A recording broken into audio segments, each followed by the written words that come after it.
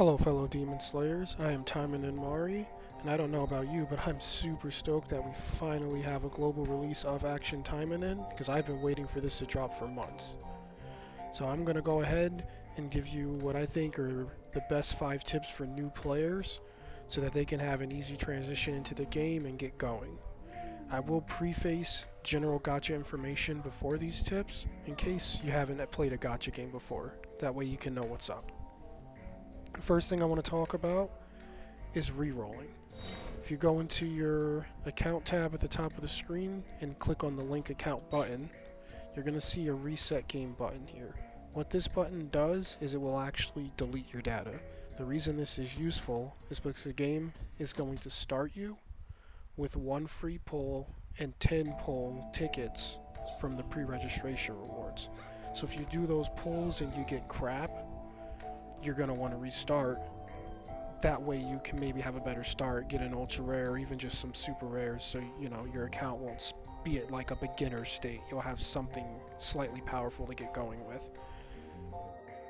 And I'll tell you, the 1 free pull that you get in the tutorial isn't a scripted pull. Like it can give you literally anything. I got an ultra rare phantom knife from that pull, and that's really been helping me out. So it's really important to restart the game if you're not happy with what you got and you have the time. Just delete your data, re-roll, see what you get. May RNGesus be with you. I hope you get good drops. The next thing I want to cover is your AP, which is pretty much like a stamina gauge. You get 1 AP back every 3 minutes. The important thing with AP is that you want it to never be at maximum, so that you're always getting some back. For every minute that it's full, you're actually losing 1 AP, which sounds small, but if you let your AP sit full for a few hours, you lost a bunch of AP that you would have wanted to use. And, that could kind of halt your progress a little bit. So just be sure, if you're not busy and you have the time, log on to the game, dump your AP to do a certain activity, and then log off, go back to what you're doing. That way you'll always be accumulating AP, you'll always have AP to use, and you'll get more out of your account. The next tip I want to cover, which kind of applies to free-to-play players or light spenders, stick with one character. When you start the game, they let you pick one for free. Make sure you kind of want to main that person, like go in pretty positive that that's your main. That way, you don't have to use 800 crystals to buy someone else. If you do, it's fine. You're kind of okay to buy another character, even with the free-to-play income. But it would be better if you didn't, because it'll also give you a lot of crystals, to use for things that I'll explain later.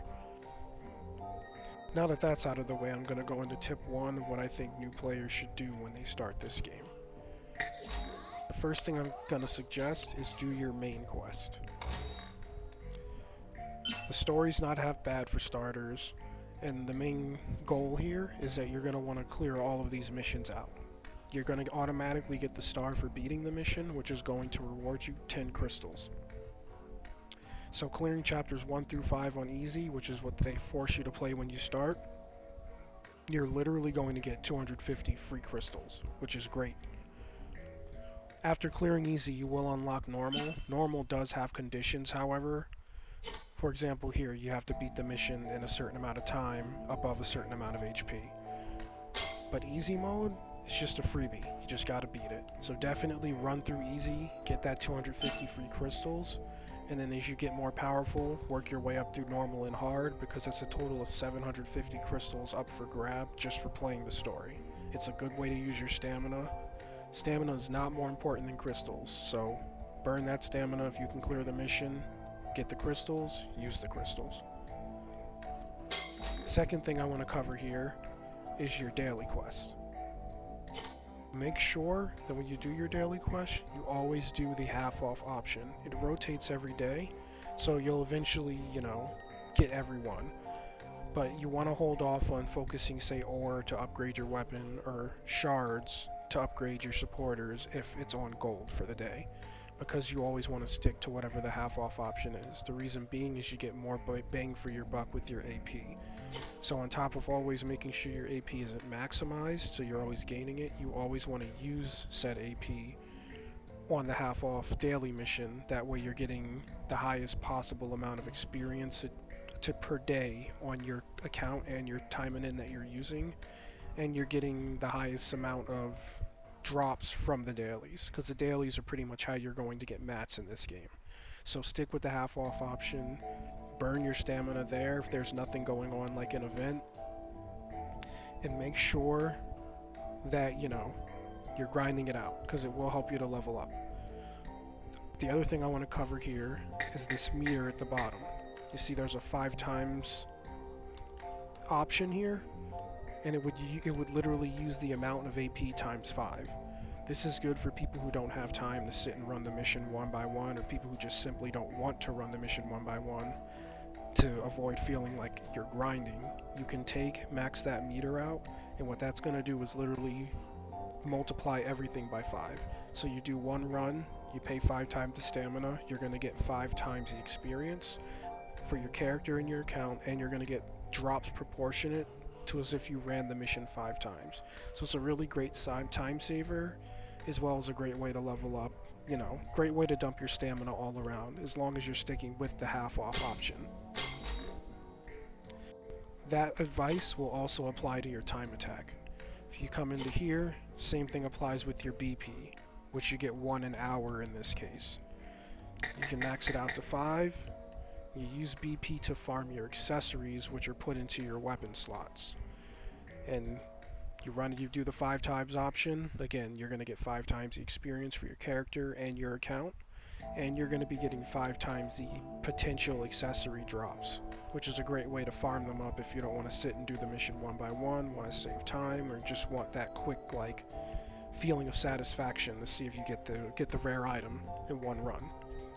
So make sure you're doing that. Pay attention to your stamina and your battle points and how much you can spend, and use them effectively. Make sure you use them. Do not let those timers sit at full if you can help it. The last thing I want to cover in this area is the special mode. That unlocks after playing through a certain point in story. It's going to give you 3 crystals every 6 hours. It's on a 6-hour cooldown.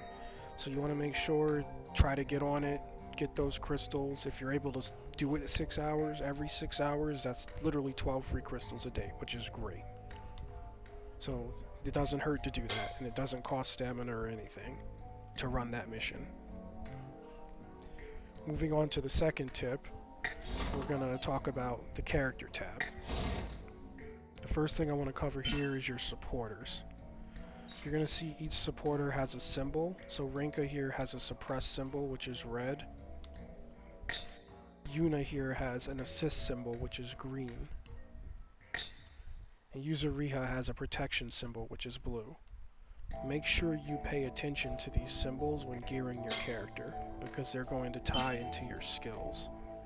So if I go to Shadow Claw, for example, I have 2 supports with an assist symbol tied to them. So that's actually adding 2 passives to my Shadow Claw, which is amazing because it makes your skill better overall.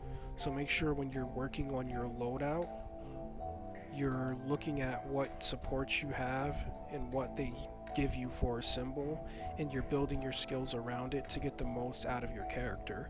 It's really going to help with damage output, make you more tanky. In some cases you'll get more mana regen, or in this case you're going to get an additional attack with knockback. Knocking back enemies and knocking them down is really good. So make sure you look into that, pay attention to that, use your supporters wisely. Staying on the subject of supporters, we're going to go to our main menu tab here, and we're going to go up to the collections tab. You go here and go to supporters. We're going to go to Yuzuriha, and you're going to see here that there's actually crystal rewards for her intimacy rating. So make sure, even if you get a supporter that you may not want to use because they're not that good, or maybe you just don't like them, at least level up their intimacy, because that's a total of 50 crystals per supporter you finish, regardless of their rarity. You also get a nice visual novel-esque cutscene, as you can see here with Rinka. Let me go back to her. So, it's worth it all around to do it. Going back to the character tab, the crystals that you're getting from story and those supporters, I know it's tempting to probably use them in gacha, but it's very important that you focus on your main character before pulling gacha with rewards that are guaranteed to you, because gacha's random. So I'm maining Sakura for this account. So if you look at this, I have been buying costumes with her. The reason being is every costume you get actually gives stats that apply to your character forever. They don't have to be wearing the costume. So for the costumes I own here, the 4 I have purchased, I have these extra stats that are applied to my character at all times. So it's very important to use your early crystals, because you're going to get a bunch of front-loaded crystals, to get the costumes for the main character that you want to play. That way, you're going to just get stats that are going to help you transition into normal and then later help you transition into hard. It's all around a win-win, and those stats will never go away. After you're done with that, and you have your main character decked out in all the costumes, then I would go ahead and start dropping crystals in the gacha and pulling for better items if you didn't reroll for something good already. The third tip I want to cover is the facility here. Make sure you pay attention to the facilities. As you level up, you'll notice that they unlock. You want to go ahead and get them going immediately. First, we're going to talk about the weapons facility. In this facility, you're able to drop a weapon in it for 3 or 4 hours, and what that's going to do for you is that's going to actually give you experience on that weapon, as if you had used ore on it to level it. This can be useful if you know you're not going to be on the game for a little while. You can literally unequip your character's weapon, drop it in this facility, and the weapon will level up while you're away, which is great. Next, we're going to go into the EXP training facility. This facility is going to literally give your character experience after a few hours. This is great because unlike most gacha games where if you put a character to do an activity you can't use them, you can actually play the character while they're training here. The same thing applies to the skill facility here. You see my Isagi's there. If I wanted to play her, I could still do that and she would still get the skill points that she's working towards, regardless of me using her or not. So make sure you always have a Taimanin in one of these facilities. That way they're always getting something out of your time, whether you're on the game or not. Also, as you're getting more supporters, make sure you drop supporters. It's going to be like a tab here that's empty, a little face. You can put a supporter there, and that actually lowers the time that the mission or that the training will take based on the rarity of the supporter. So the more rare they are, the less time the training takes. That also levels their affection for you too. So if you have supporters you just really don't want to use, just drop them here. They'll make your training go faster. They'll get affection passively for every time you do a training, and then you'll eventually get the crystals whether you put them on your character or not. So all things to keep in mind, all things to look out for. Last but not least is the crafting facility. It is very useful, yes, but you're pretty much just going to use it to upgrade materials to help you upgrade items, your supporters, your character, and your weapons. So it's a good way to convert materials up or convert materials down. The fourth thing I want to talk about is your weekly. Do your weekly. Pay attention to your weekly. This is literally 100 crystals a week. Everyone should do this. They're not hard things to accomplish. You get 60 from the top row, and then for your logins, you're gonna get 4 as long as you logged into you're gonna get 40 as long as you logged into the game 4 times that week. So make sure that you're doing this every week. It's gonna help you out getting costumes. It's gonna be a constant income of crystals for you. Oh, my stamina's full. Looks like I'm gonna have to do a run after this video. The last thing I want to cover is your login rewards for new players. So if we go to login bonus, you're going to see here we actually have these. There's 2 pages. The first one is for 7 days and the second one is for 5 days. These are great for starting captains because you're going to actually get these rewards just for playing the game when it launches. So the important things to look at here are these two tickets and this final ticket. You're going to get a guaranteed super rare supporter or weapon, which is great for someone who maybe didn't do too good in the gacha or didn't want to be bothered to re-roll. I know it could be a pain.